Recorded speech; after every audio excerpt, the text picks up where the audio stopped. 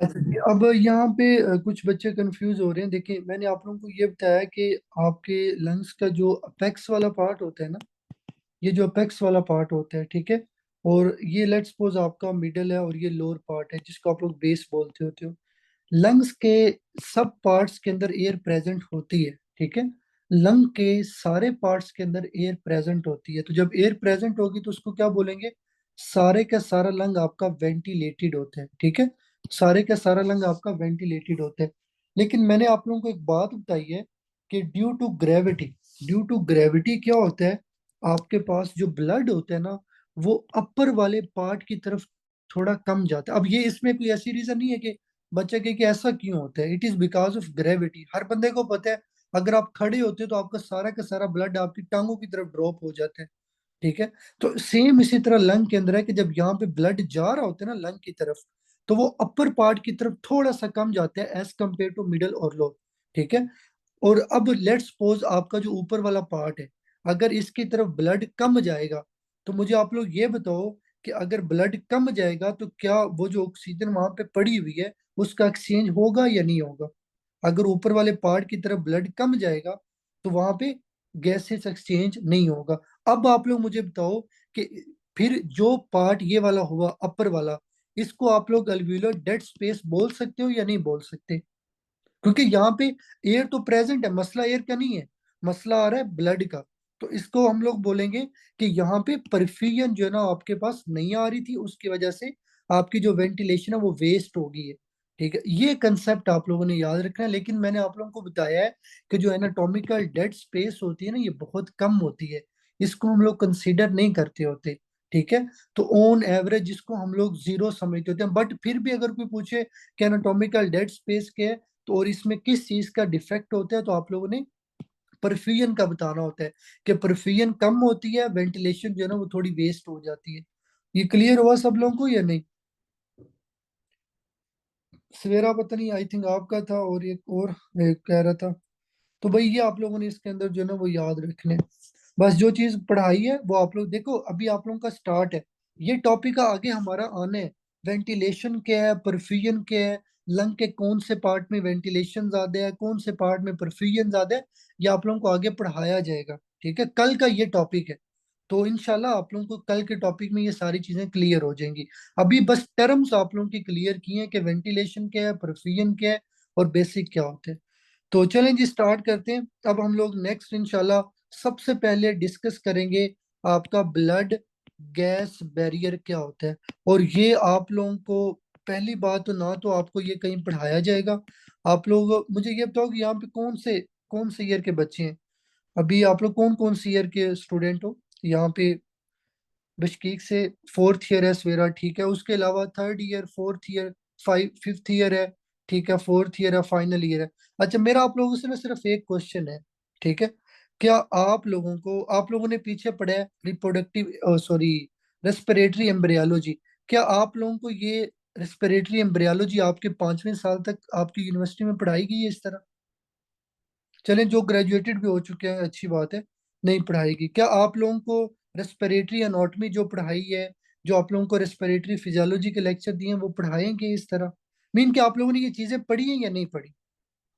तो अगर आप लोगों, लेट्स सपोज आप लोगों ने ये नहीं ना पढ़ी, और आप लोग वैसे पाकिस्तान आते हो, आप लोगों का पीएमडीसी क्लियर कोई नहीं होना। ये मैं आप लोगों को लिख के देता हूँ।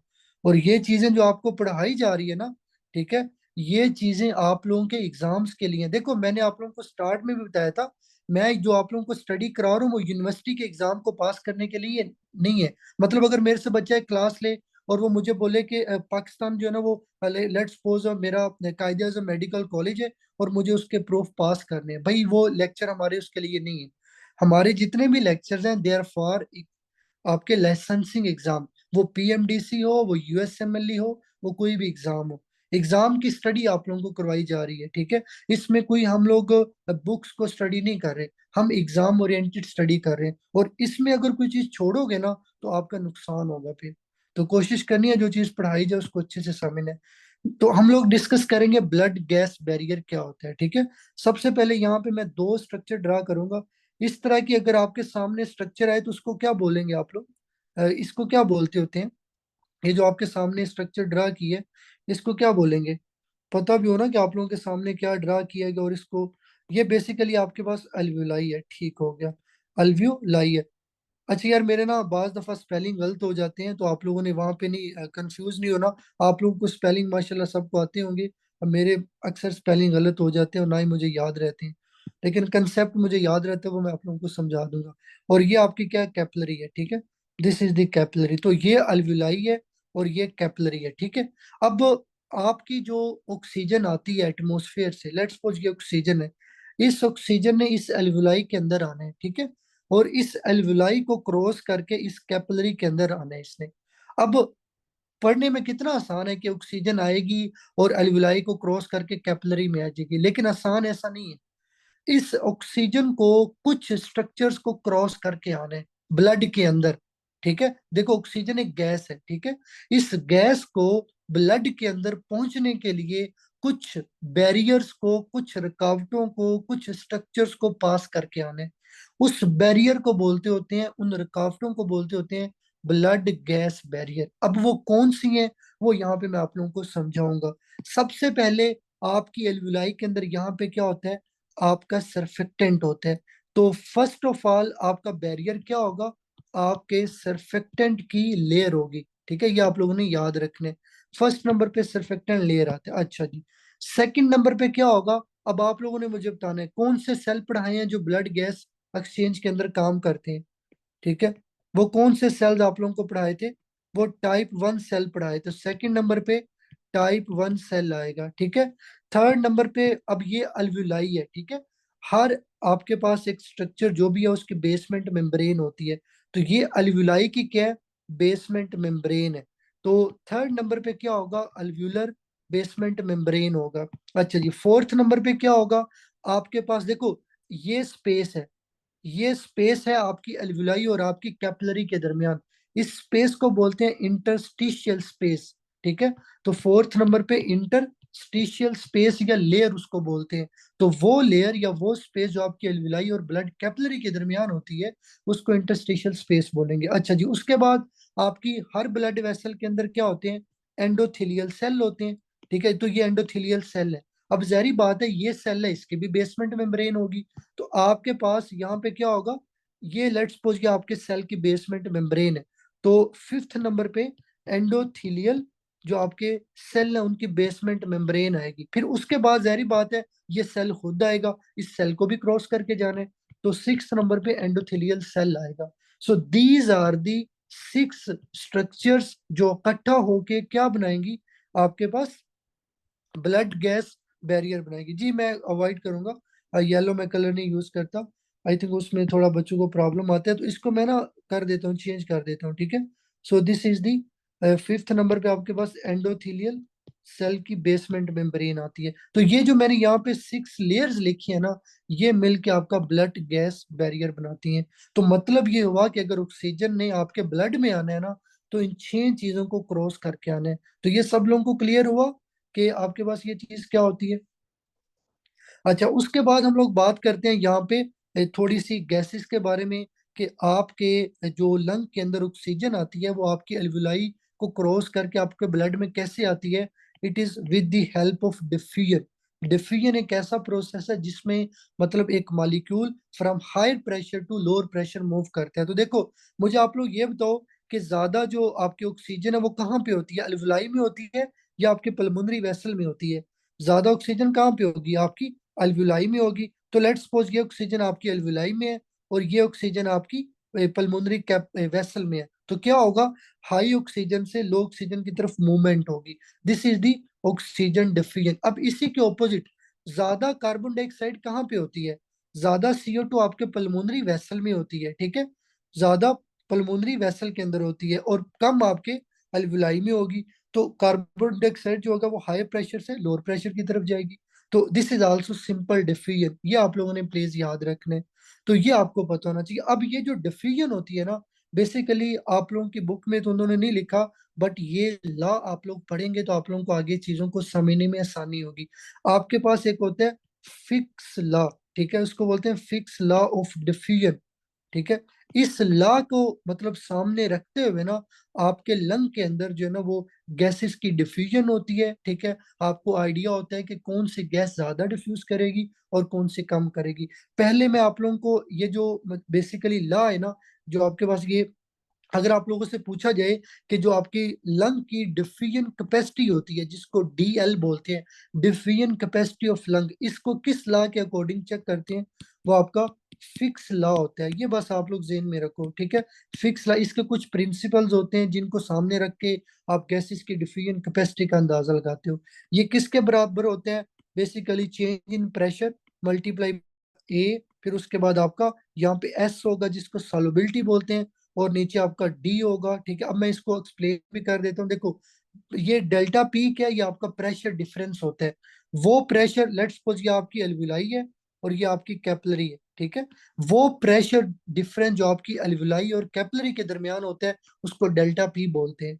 अच्छा जी, ए क्या होता है? ए होता है आपका एरिया ऑफ डिफ्यूजन। अब आप लोग मुझे बताओ यार, अगर मैं आप लोगों से पूछूं या आप लोगों को एग्जाम में क्वेश्चन आए कि एक एल्विलाई है उसमें एरिया ज्यादा है, सरफेस एरिया ज्यादा है, एक एल्विलाई है उसमें सरफेस एरिया कम है, मुझे बताओ ज्यादा जो गैस की डिफ्यूजन है किस में होगी? हायर सरफेस एरिया में या लोअर सरफेस एरिया में? तो अगर किसी चीज का सरफेस एरिया ज्यादा होता है वहां पे डिफ्यूजन भी ज्यादा होगी। तो ए से क्या बनता है? Surface area. तो देखो, diffusion lung capacity directly proportional to A. अच्छा, उसके बाद है एस। एस क्या होता है? सॉल्युबिलिटी होता है। अब आप लोगों ने मुझे बताना है, अगर एक गैस ज्यादा सॉल्युबल है तो वो ज्यादा डिफ्यूज करेगी या कम डिफ्यूज करेगी? अगर एक गैस ज्यादा सॉल्युबल है, वो कम डिफ्यूज करेगी या ज्यादा? अगर एक गैस ज्यादा सॉल्युबल होगी तो वो ज्यादा डिफ्यूज करेगी, ठीक है। ये नॉर्मल बेसिक चीजें हैं जो आप लोगों ने मैट्रिक के अंदर भी, बायोकेमिस्ट्री उसके अंदर, केमिस्ट्री के अंदर भी पढ़ी होंगी। सब लोगों को मेरी वॉइस ठीक आ रही है ना? जस्ट एक दफा आप लोग बता दें प्लीज, वॉइस सब लोगों को ठीक आ रही है ना? ठीक है जी। तो ये आप लोगों ने ना फार्मूला याद रखना है, ठीक है। उसके बाद आता है आपका डी। डी क्या होता है? थिकनेस होता है। अब आप लोगों ने थोड़ा सा ना अपने माइंड को ओपन करना और मुझे बताना है। देखो, अगर मैं इंटरस्टिशियल स्पेस के अंदर यहाँ पे फाइब्रोसिस कर देता हूँ, यहाँ पे अगर फाइब्रोसिस होती है, तो मुझे ये बताओ कि क्या जो ऑक्सीजन है वो इजीली डिफ्यूज होगी या नहीं होगी? यहाँ से ऑक्सीजन को डिफ्यूज होने में आसानी होगी या डिफिकल्ट? भाई वो डिफिकल्ट होगा। तो इसको भी आप लोग ऐसे याद रख सकते हो कि डिफ्यूजन ऑफ जो आपकी कैपेसिटी होती है, it is inversely proportional to, it is inversely proportional to D. तो ये फार्मूला कराने का सिर्फ मतलब ये है कि आप लोगों को पता होना चाहिए कि अगर प्रेशर ज्यादा है, अब देखो प्रेशर से कैसे, मैं एक और एग्जांपल देता हूँ। देखो, ये आपकी अल्विलाई है और ये आपकी जो है ना वो कैपिलरी है। आप लोगों ने पढ़ा कि नॉर्मल जो प्रेशर होता है ना ऑक्सीजन का, वो अल्विलाई में ज्यादा होता है और कैपिलरी में कम होता है। तो हाई प्रेशर से लोअर प्रेशर की तरफ ऑक्सीजन आएगी। तो इसका मतलब ये हुआ कि जहाँ पे प्रेशर ज्यादा है वहां पे डिफ्यूजन ज्यादा होगी, जहाँ पे एरिया ज्यादा है वहां पे डिफ्यूजन ज्यादा होगी, जिस चीज की सॉल्युबिलिटी ज्यादा है उसकी डिफ्यूजन कैपेसिटी ज्यादा होगी, और जिसका बेसिकली अगर कहीं पे थिकनेस ज्यादा हो जाती है तो वहां पे डिफ्यूजन कम हो जाएगी। तो ये जो लॉ है, इसका जो फॉर्मूला, ये क्लियर हुआ सब लोगों को या नहीं? जल्दी से बताएं। ये क्लियर है सब लोगों को? अगर आज के बाद ये कहीं पे लिखा आता है या आपसे पूछा भी जाए तो आपको एटलीस्ट ये पता होना चाहिए। अच्छा जी, उसके बाद नेक्स्ट हमारे पास एक और टर्म आपकी बुक के अंदर लिखी होती है, ट्रांजिट टाइम। ट्रांजिट टाइम क्या होता है? ये जो पीछे मैंने आपको पढ़ाया है कि आपका जो ऑक्सीजन है, ठीक है, आपका जो ऑक्सीजन है उसने ब्लड के अंदर आने, ठीक है। ब्लड के अंदर वो कैसे आएगा? जहरी बात है, पहले जो ऑक्सीजन है वो अल्विलाई में आएगी, ठीक है। अल्विलाई के अंदर आगे फिर वो कैपिलरी में आएगी। तो अगेन मैं डायग्राम के साथ समझाता हूँ। देखो, ये आपके पास क्या है? आपकी अल्विलाई है, और लेट्स सपोज ये आपकी कैपिलरी है, ठीक है। अब आप लोगों को ने ये बेसिक कंसेप्ट याद रखना है जो भी पढ़ाने लगा हूं। देखो, आपके पास लेट्स सपोज यहाँ से ब्लड है, एक ब्लड का ये कॉलम है, एक ब्लड का ये कॉलम है, और एक ब्लड का ये कॉलम है। जस्ट मैं समझाने के लिए बता रहा हूँ कि इस अलविलाई के सामने ब्लड का ये कॉलम आ रहा है, ठीक है, और ये कॉलम थोड़ा पीछे है, ये उससे पीछे है। बेसिकली ट्रांजिएंट टाइम क्या होता है कि ये वो टाइम होता है, आप लोगों ने याद रखना है कि जो ब्लड आपका मतलब लेता होता है अलविलाई तक, अलविलाई को क्रॉस करने के लिए।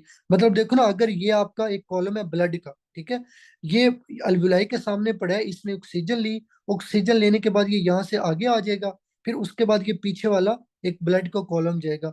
आपके लंग के अंदर जो बेसिकली ये गैसेस एक्सचेंज होता है ना, वो इसी तरह होता है। अब देखो ना, एक ही टाइम पे तो सारा ब्लड नहीं ना जाता, ठीक है। मतलब पल्मोनरी आर्टरी से ब्लड आता रहता है, तो वो थोड़ा थोड़ा आगे गुजरता रहता है, पीछे से और आता रहता है। तो वो आपके पास ये कॉलम्स की शेप में होता है। तो अगर इतना ब्लड आपके पास आगे गुजरेगा, उसके बाद ये पीछे वाला ब्लड आएगा। तो एक कॉलम को गुजरने के लिए जो टाइम लगता है ना, ठीक है, उसको बेसिकली ट्रांजिएंट टाइम बोलते होते हैं, ठीक है। और ये कितना टाइम लगता है?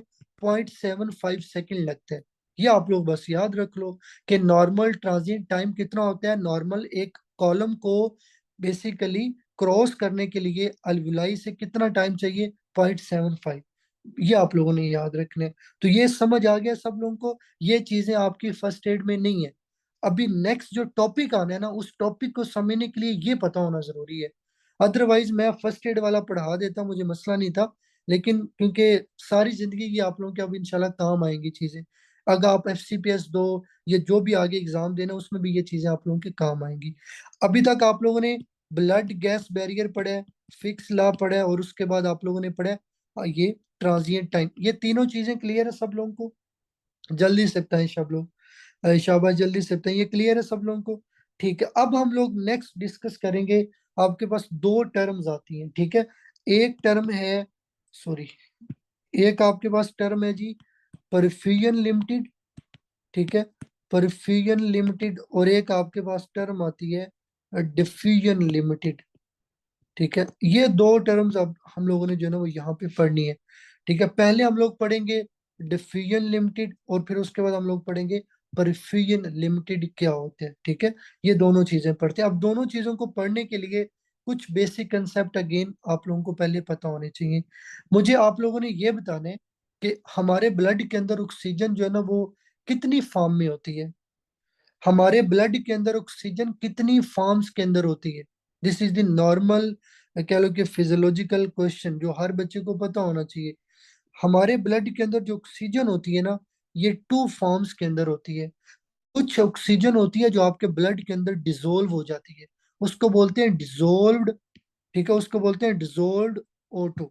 और कुछ ऑक्सीजन होती है जो आपके ब्लड के अंदर हीमोग्लोबिन के साथ बाइंड करती है, उसको बोलते हैं कंबाइंड हीमोग्लोबिन या कंबाइंड ऑक्सीजन, ठीक है। These are the two forms of oxygen which are present in our blood. अच्छा, ये तो मैंने आपको बता दिया। अब आप लोगों ने मुझे बताना है कि जो पार्शियल प्रेशर ऑफ ऑक्सीजन होता है वो किसकी मदद से होता है? वो जो हीमोग्लोबिन के साथ बाइंड होती है या जो डिसोल्व होती है? जल्दी से बताएं, शाबाश।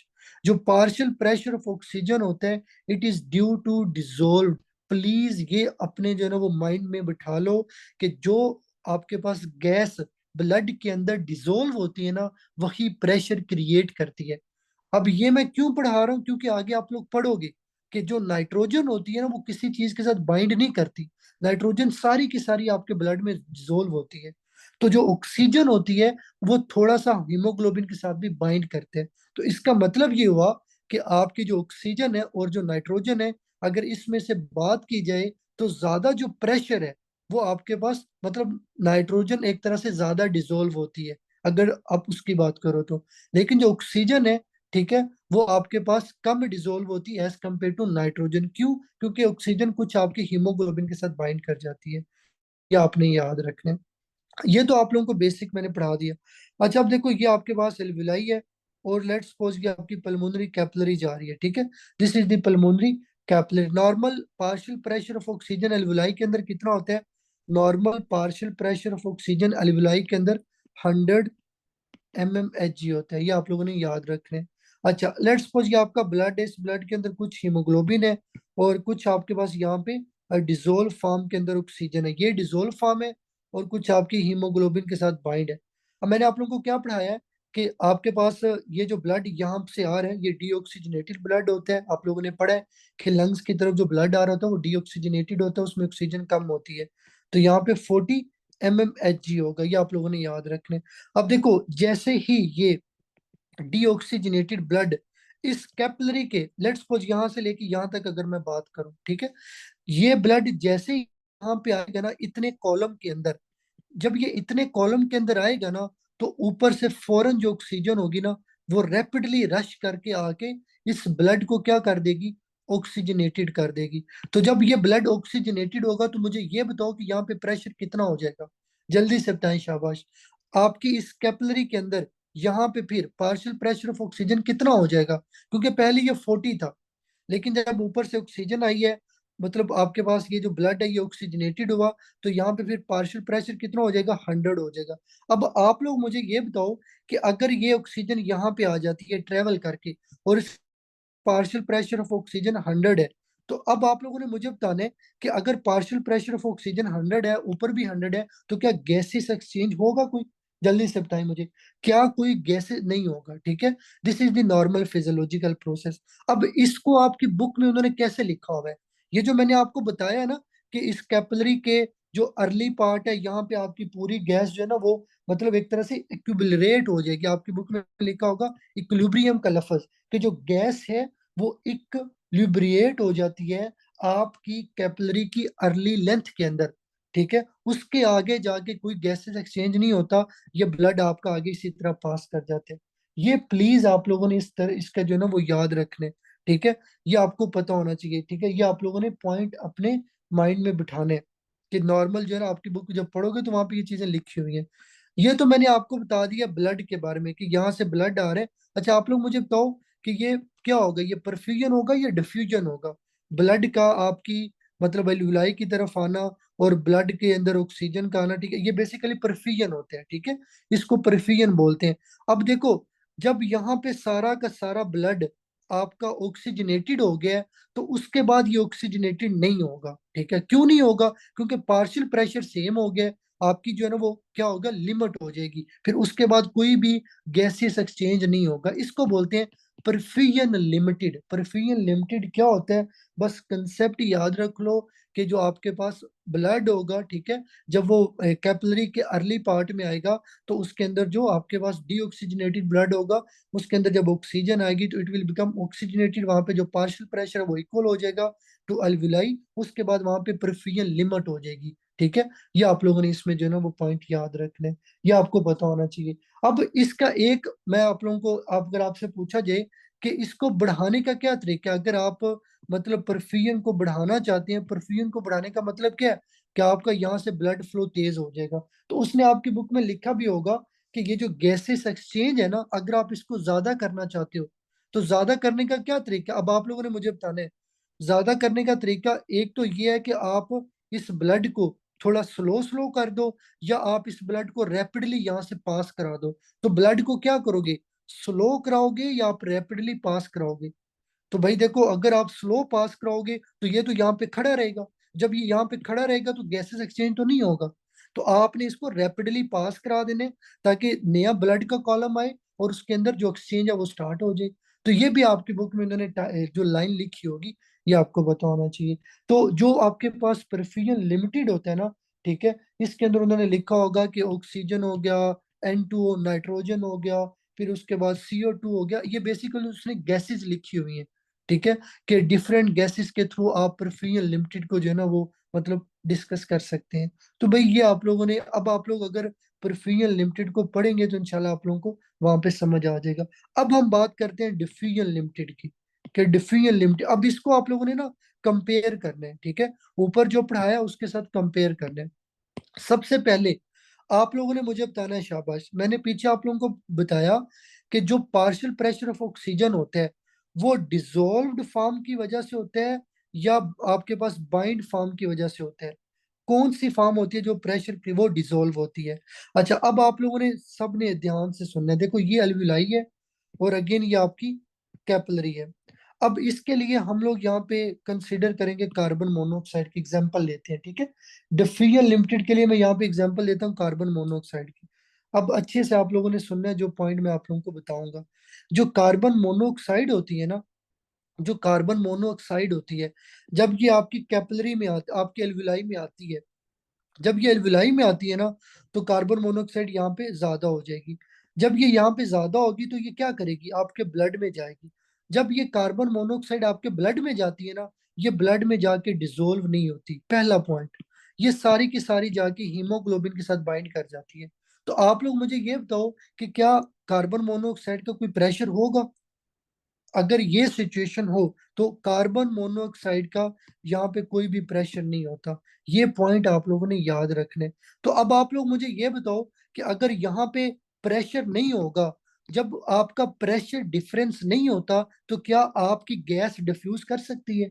अगर आपका प्रेशर डिफरेंस नहीं है, आपकी गैस डिफ्यूज नहीं करेगी। This is called diffusion limited. ठीक है। ये सारी जिंदगी आप लोग पढ़ते रहोगे बुक्स, तो ये चीजें नहीं समझेंगी जब तक आप इसका कंसेप्ट क्लियर नहीं करते। पर फ्यूजन लिमिटेड, डिफ्यूजन लिमिटेड, ये जो एग्जाम्पल के साथ समझाया ना, इसको जेहन में रखें। आपसे कोई पूछे भी तो आप उसको ये एक्सप्लेन कर दो। इनशाला वहां पे आपको जो है ना वो कोई भी मसला नहीं बनेगा। ये आप लोगों ने याद रखना है। अच्छा, अब यहाँ पे एक और आपकी बुक में लाइन लिखी हुई है। देखो, यहाँ से ब्लड आ रहा है। ठीक है, ये आपका ब्लड गुजर है। यहाँ से ब्लड गुजर है, और ऊपर से आप लोगों को पता है कि आपकी जो बेसिकली कार्बन मोनोऑक्साइड है वो पड़ी हुई है। अब आप लोग मुझे ये बताओ कि ये ब्लड यहाँ से गुजर रहा है। ठीक है। ये ब्लड अगर यहाँ से गुजरते हैं, तो आप लोगों ने मुझे ये बताना है कि क्या यहाँ पे कोई एक्सचेंज वगैरह होगा? मतलब अगर मैं कार्बन मोनोऑक्साइड की बात करूं, तो ब्लड जैसे मर्जी यहाँ पे गुजरता रहे, ब्लड जैसे मर्जी यहाँ पे गुजरता रहे, आपके पास जो कार्बन मोनोऑक्साइड है ना, वो आपके ब्लड के अंदर किसी किस्म का भी मतलब प्रेशर क्रिएट नहीं करेगी। जब ये प्रेशर क्रिएट नहीं करेगी तो क्या होगा? ये सारी की सारी हीमोग्लोबिन के साथ बाइंड करती है। यहाँ पे इसका पार्शियल प्रेशर जो होता है वो जीरो रहता है। ये आप लोगों ने याद रखना है। ये आप लोगों ने पहला पॉइंट याद रखना है। अच्छा, उसके बाद फिर बात करते हैं CO2 की। जो कार्बन डाइऑक्साइड है, इसने क्या करना है? इसने आपकी मतलब कैपिलरी में से निकल के आपकी अलविलाई में जाना है, और अलविलाई से ऑक्सीजन ले आना है। अब ये जो पॉइंट आप लोगों को बताने लगा हूं ना, ये आप लोगों ने प्लीज याद रखने। हमारी जो ऑक्सीजन और CO2 होता है ना, इसमें ज्यादा सॉल्युबल कौन सी चीज होती है? CO2। CO2 ज्यादा सॉल्युबल होता है एज कम्पेयर टू ऑक्सीजन। अभी थोड़ी देर मैंने आप लोगों को पढ़ाया है कि जिस चीज की सॉल्युबिलिटी ज्यादा होगी, उसकी डिफ्यूजन कम होगी या ज्यादा होगी? जल्दी से बताएं, जल्दी से बताएं, शाबाश। उसकी ज्यादा होगी। तो आपकी बुक में भी उन्होंने ये लिखा होगा कि जो CO2 है ना, ये डिफ्यूज ज्यादा होती है एज कम्पेयर टू ऑक्सीजन। ये आप लोगों ने रीजन याद रखनी है, ये आपको पता होना चाहिए। फिर उसके बाद एक और चीज है, देखो, आप लोगों ने मुझे बताना है, ये आपकी एल्वुलाई है, और उसके बाद ये आपकी कैपिलरी है। अगर दरमियान में यहाँ पे मैं फाइब्रोसिस कर देता हूँ, यहाँ पे फाइब्रोसिस हो जाती है, तो आप लोग मुझे ये बताओ कि क्या आपकी डिफ्यूजन होगी? अगर कोई डिजीज आपकी यहाँ पे फाइब्रोसिस कराती है, तो आपकी डिफ्यूजन को भी लिमिट कर देगी, उसको बोलेंगे डिफ्यूजन लिमिटेड। तो ये आप लोगों ने याद रखना, और वो पल्मोनरी फाइब्रोसिस में होता है। अच्छा, अब यहाँ पे एक कंसेप्ट है। मैंने आप लोगों को क्या बताया है कि ऑक्सीजन जो है ना वो डिफ्यूज लेस होती है, CO2 डिफ्यूज ज्यादा होती है। तो अगर यहाँ पे थिकनिंग भी होती है ना, तो जो ऑक्सीजन होगी ना वो ऊपर से नीचे नहीं आएगी। एक तो वो है, मतलब उसकी प्रॉपर्टी है कि वो लेस सॉल्युबल होती है, वो ज्यादा डिफ्यूज नहीं होती, और ऊपर से यहाँ पे आपने थिकनिंग कर दी है। जो यहाँ पे CO2 है ना, CO2 की प्रॉपर्टी है कि ये सॉल्युबल ज्यादा होती है, डिफ्यूज हो जाती है एज कंपेयर टू ऑक्सीजन। जो CO2 है ना, वो फिर भी थोड़ा बहुत यहाँ से निकल जाएगा। तो आपकी बुक में लिखा होगा कि वो मरीज जिनको डिजीज होती है, जिनको फाइब्रोसिस होती है, उनको अर्ली डिजीज के अंदर क्या होता है? हाइपोक्सिया होता है। लेकिन बाद में जाके फिर उनको हाइपर कैपनिया होता है। हाइपोक्सिया का मतलब है ब्लड के अंदर ऑक्सीजन का कम होना। अर्ली हाइपोक्सिया होगा, क्यों? क्योंकि मैंने आपको बताया कि ऑक्सीजन जो है ना वो डिफ्यूज नहीं होगी। एक तो उसको डिफ्यूजन प्रॉपर्टी कम है, और दूसरा यहाँ पे थिकनिंग हो गई है। लेकिन CO2 थोड़ी बहुत ही निकल जाएगी। आपके ब्लड के अंदर CO2 का ज्यादा होना, इसको हाइपर कैपनिया बोलते हैं। तो आप लोग मुझे बताओ कि अगर मैं बात करूं अर्ली डिजीज की, अर्ली डिजीज के अंदर CO2 का level as compare to oxygen ज्यादा होगा या कम होगा? आपके ब्लड के अंदर, आपके ब्लड के अंदर वो कम होगा। ठीक है, वो कम होगा। क्यों कम होगा? क्योंकि जो आपकी कार्बन डाइऑक्साइड है ना, मैंने आपको यही बताया कि उसकी प्रॉपर्टी है कि वो ज्यादा सॉल्युबल होती है। बेशक यहाँ पे फाइब्रोसिस है, बेशक यहाँ पे फाइब्रोसिस है, वो फिर भी जो है ना वो यहाँ से कुछ ना कुछ करके बाहर निकल जाएगी, डिफ्यूज हो जाएगी। लेकिन अगर आप ऑक्सीजन की बात करो ना, तो ऑक्सीजन के बारे में दो बातें। एक तो ये डिफ्यूज नहीं होती ज्यादा एज कंपेयर टू CO2, और ऊपर से आपने यहाँ पे थिकनिंग कर दी है। तो इसकी वजह से अर्ली क्या होगा, हाइपोक्सिया होगा, और बाद में फिर हाइपर कैपनिया होगा। तो ये आप लोगों ने जो है ना वो अपनी बुक से देखने हैं। अच्छा, उसके बाद यहाँ पे एक दो पॉइंट और हैं जो आप लोगों ने याद रखने हैं पल्मोनरी सर्कुलेशन के बारे में। देखो, दो तीन पॉइंट जो आप लोगों को बताऊंगा, बस वो आप लोगों को पता होने चाहिए। आपकी बॉडी के अंदर दो तरह की सर्कुलेशन है, एक सिस्टेमिक सर्कुलेशन और एक पल्मोनरी सर्कुलेशन, ठीक है। जो सिस्टेमिक सर्कुलेशन है इसमें आपने पढ़ा है आर्टरीज होती है, वेन्स होती हैं। पल्मोनरी सर्कुलेशन के अंदर भी आर्टरी और वेन होते हैं। डिफरेंस क्या है दोनों के अंदर? जो सिस्टेमिक सर्कुलेशन है इसमें जो आर्टरी होती है ना, ये ऑक्सीजनेटेड ब्लड कैरी करती है। जो वेन होती है ये डीऑक्सीजनेटेड ब्लड कैरी करती है। लेकिन जो पल्मोनरी सर्कुलेशन है, इसके अंदर जो आर्टरी होती है इट कैरीज डीऑक्सीजनेटेड ब्लड, और जो वेन होती है इट कैरीज ऑक्सीजनेटेड ब्लड। ये पहला पॉइंट आपको पता होना चाहिए। दूसरा पॉइंट क्या पता होना चाहिए, कि नॉर्मली जो सिस्टेमिक आपकी जो पल्मोनरी आपकी वेन्स होती है ना, इनके अंदर क्या होता है, आपके पास ऑक्सीजनेटेड ब्लड होता है। फिर दूसरा पॉइंट याद रखना है कि ये ज्यादा कंप्लेंट होती हैं। सिस्टेमिक वेन्स इतनी ज्यादा कंप्लेंट नहीं होती जितनी आपकी ये पल्मोनरी वेन्स कंप्लेंट होती हैं। कंप्लेंट का मतलब है दे आर इजिली जो है ना वो डिस्टेंडेड, उनको आप थोड़ा स्ट्रेच कर सकते हो। फिर उसके बाद इसमें रेजिस्टेंस कम होती है। जो पल्मोनरी वेन्स है इनके बारे में तीन पॉइंट याद रखो। They carry oxygenated blood, they have increase complaints, फिर उसके बाद दे हैव डिक्रीज रेजिस्टेंस। ये आपको पता होना चाहिए। ये आप लोगों ने इसके अंदर जो है ना वो याद रखना है। तो ये लो रेजिस्टेंस होती है, ये हाईली कंप्लेंस होती है, ये आपको बताना चाहिए। फिर उसके बाद बहुत इंपॉर्टेंट पॉइंट है, देखो जब आपकी सिस्टेमिक सर्कुलेशन के अंदर हाइपोक्सिया होता है ना, तो आप लोगों ने पॉइंट याद रखना है कि जब आपका हाइपोक्सिया होता है सिस्टेमिक सर्कुलेशन के अंदर, तो वेसल की डायलिटेशन होती है। ये पॉइंट प्लीज आपको पता होना चाहिए। देखो, लेट्स सपोज ये एक टिश्यू है और यहाँ पे एक आर्टरी आ रही है। अगर इस टिश्यू का हाइपोक्सिया हुआ है ना, तो ये जो आर्टरी इसकी तरफ आ रही है ना, ये डायलेट हो जाएगी ताकि ज्यादा से ज्यादा इसको ब्लड मिले और इसका हाइपोक्सिया खत्म हो जाए। लेकिन जो आपकी पल्मोनरी सर्कुलेशन है उसमें ऐसा नहीं होता। लेट्स सपोज आपकी ये दो अल्विलाई है, ये आपकी दो अल्विलाई, एक यहाँ पे आर्टरी पड़ी हुई है, ठीक है, और एक यहाँ पे आर्टरी पड़ी हुई है। लेट्स सपोज इस अल्विलाई के अंदर क्या होता है, किसी लेट्स सपोज यहाँ पे ऑब्स्ट्रक्शन है, ऑब्स्ट्रक्शन की वजह से क्या होगा, यहाँ पे ऑक्सीजन नहीं आएगी। ऑक्सीजन नहीं आएगी ना, तो क्या होगा, आपके पास ये वेसल की क्या हो जाएगी, कंस्ट्रिक्शन हो जाएगी। क्यों होगी? क्योंकि भाई जब यहाँ पे ऑक्सीजन ही नहीं है तो आपने इसको ब्लड क्यों देना है? ये जो ब्लड होगा ना ये हेल्दी एल्वुलाई की तरफ चला जाएगा। तो this is the difference between systemic and pulmonary circulation. ये आप लोगों को पता होना चाहिए। फिर उसके बाद भाई उन्होंने आपकी बुक में एक फार्मूला लिखा होगा डिफ्यूजन का, जो हम लोगों ने वैसे पढ़ भी लिया है आपके पास के ए मल्टीप्लाई बाई डी, उसके बाद पी आपका जो प्रेशर डिफरेंस है, और उसको आपने डिवाइड करना है कोफिशिएंट्स। ये फार्मूला आप लोगों ने खुद देख लेना है, ठीक है, ये वहां पे लिखा होगा। ये आप लोगों का ज्यादा जो है ना वो यूजफुल नहीं है आपको एग्जाम में। मैंने नहीं स्टेप वन स्टेप टू में इसको देखा, ना ही एनएलई के अंदर कोई क्वेश्चन है। तो बर फिर भी एक दफा पढ़ लीजिएगा। जो फार्मूले आप लोगों को मैंने करवाए हैं वो आप लोगों ने लाजमी कर लेने हैं। फिर उसके बाद एक पॉइंट मिस हो गया जो आप लोगों ने याद रखना है, कि लेट्स सपोज ये आपकी हीमोग्लोबिन है, ठीक है, यहाँ पे ऑक्सीजन पड़ी और यहाँ पे सीओ कार्बन मोनोऑक्साइड पड़ी है। अगर आपसे पूछा जाए ना कि इन दोनों किसकी कैपेसिटी ज्यादा है हीमोग्लोबिन के साथ बाइंड करने की, आप लोगों ने कार्बन मोनोऑक्साइड को पिक करना है, ठीक है।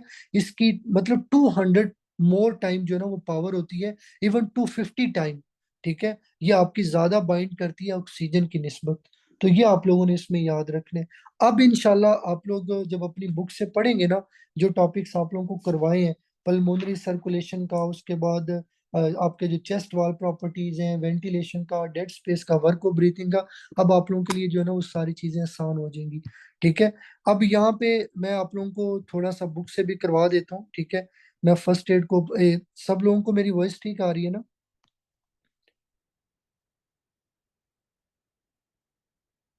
सब लोगों को वॉइस ठीक आ रही है? और ठीक है, ठीक है, थक तो नहीं गए आप लोग? थक तो नहीं गए आप लोग? ठीक है, ठीक है। तो अब सब लोगों के सामने ये बुक विजिबल है, सब लोगों को फर्स्ट एड का पल्मोनरी सर्कुलेशन का पेज नजर आ रहा है। मैं यहाँ पे पढ़ता जाऊंगा, आप लोगों ने मुझे बताते जाना है कि चीजें आप लोगों को समझ आई है या नहीं। पल्मोनरी सर्कुलेशन में उसने लिखा है कि ये सर्कुलेशन लो रेजिस्टेंट, मतलब जो पल्मोनरी वेन है वो लो रेजिस्टेंट है, कंप्लेंट्स उनमें ज्यादा होता है। फिर उसने लिखा है कि जब आप पार्शियल प्रेशर ऑफ, मतलब यहाँ पे उसने लिखा हुआ है कि जब आपका अल्विलाई के अंदर पार्शियल प्रेशर ऑफ ऑक्सीजन कम होगा तो हाइपोक्सिक वेजो कंस्ट्रिक्शन होगी, आपका जो ब्लड होगा वो शंट हो जाएगा, आपका वो एरिया जहाँ पे वेंटिलेशन अच्छी है। मैंने क्या बताया था, देखो ये दो अल्विलाई है, ये आपकी दो अल्विलाई है, ठीक है। और लेट्स सपोज इस अल्विलाई के अंदर क्या होता है, आपका पार्शियल प्रेशर ऑफ ऑक्सीजन कम होता है, कम होने की वजह से यहाँ पे कंस्ट्रिक्शन हो गई है। अब जो पीछे से ब्लड आ रहा है वो आगे नहीं जाएगा, वो ब्लड यहाँ से आपका शंट होके इस हेल्दी एल्वुलाई की तरफ आ जाएगा। तो ये उसने इस पैरे में लिखा हुआ है, ये क्लियर है सब लोगों को? ऑलरेडी मैंने एक्सप्लेन कर दी है, बट मैंने दोबारा आप लोगों को ये बता दी है। फिर उसके बाद है आपका परफ्यूजन लिमिटेड, ठीक है, उसने लिखा है ऑक्सीजन, CO2 और नाइट जो आपका नाइट्रोजन ऑक्साइड है इसको यूज करते होते हैं एज अ परफ्यूजन लिमिटेड। फिर उसने लिखा है gas equilibrate along the length of capillary exchange can be only increase if the blood flow increase, ठीक है, ये भी आप लोगों को पढ़ा दी है कि जो आपकी पीछे पढ़ाया था ना इस तरह डायग्राम बना के कि आपके पास जो मतलब ये कॉलम होगा, ठीक है, इस यहाँ पे आपकी जो प्रेशर होगा वो फौरन जो है ना वो इक्विलिब्रेट हो जाएगा, उसके बाद जो आपका पूरा ब्लड होगा वो ऐसे ही जो है ना वो पास आउट करेगा, उस पर कोई भी गैसेस एक्सचेंज नहीं होगा, ये आप लोगों ने पढ़ा है। उसके बाद डिफ्यूजन लिमिटेड है, तो उसने लिखा oxygen emphysema fibrosis CO carbon monoxide है, gas does not equilibrate by the time blood reaches the end of capillary, मतलब ये है कि आपका ब्लड यहाँ से निकल के एंड तक भी आता है, तब तक भी आपका जो प्रेशर है ना गैसेस का वो इक्विलिब्रेट नहीं करता, ये चीज आपको पीछे भी बताई है। फिर उसके बाद oxygen diffuses slowly, carbon dioxide diffuses rapidly across the membrane. फिर उसने लिखा है कि कुछ डिजीज हैं जिनके अंदर आपकी ये बेसिकली डिफ्यूजन है ये लिमिटेड हो जाती है फाइब्रोसिस के अंदर, ठीक है। फिर उसकी वजह से अर्ली हाइपोक्सिया होता है और लेटर हाइपरकैपनिया होगा। अगर हाइपोक्सिक वेजो कंस्ट्रिक्शन होती है तो उसकी वजह से आपको पल्मोनरी हाइपरटेंशन और कार्पल्मोनरी, ये मैं पॉइंट बता देता हूँ, देखो ये आपका राइट लंग है, ठीक है, और यहाँ पे आपकी पल्मोनरी आर्टरी है। अगर आपके लंग के अंदर हाइपोक्सिया है, हाइपोक्सिया की वजह से क्या होगा, पल्मोनरी वेजो कंस्ट्रिक्शन होगी, जब यहाँ पे कंस्ट्रिक्शन होगी तो पल्मोनरी आर्टरी में प्रेशर बढ़ जाएगा, उसको पल्मोनरी हाइपरटेंशन बोलेंगे। अब पल्मोनरी जो आर्टरी है ये किस हार्ट के आगे होती है, लेफ्ट हार्ट या राइट हार्ट, जल्दी से मुझे बताएं, पल्मोनरी आर्टरी किसके आगे होती है, लेफ्ट हार्ट या राइट हार्ट? तो ये राइट हार्ट के आगे होती है। तो जब आपके पल्मोनरी आर्टरी में प्रेशर ज्यादा होगा, पल्मोनरी आर्टरी में प्रेशर ज्यादा होने की वजह से जब राइट हार्ट फेलियर होता है, दिस इज कॉल्ड कार्पल्मोनेल, ये आपको पता होना चाहिए।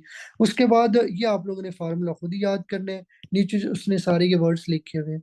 फिर है DLC, मतलब ये आप लोगों को मैंने बताया है कि जो कार्बन मोनोऑक्साइड है ये ज्यादा पास करती है एज कम्पेयर टू ऑक्सीजन। फिर उसने लिखा है कि DLCO क्या होता है, is the extent to which carbon monoxide passes from air sac into lung. अब इसको भी बता देता हूँ, देखो ये आपकी क्या एयर सैक है, आपका अल्विलाई है, और ये आपकी ब्लड वेसल है, कैपिलरी है। तो उसने लिखा है कि यहाँ पे जो कार्बन मोनोऑक्साइड पड़ी है ना, उसका यहाँ से निकल के आना ब्लड के अंदर, इसको बोलते हैं DLC और डिफ्यूजन लिमिटेड कार्बन मोनोऑक्साइड, ये आप लोगों को पता होना चाहिए।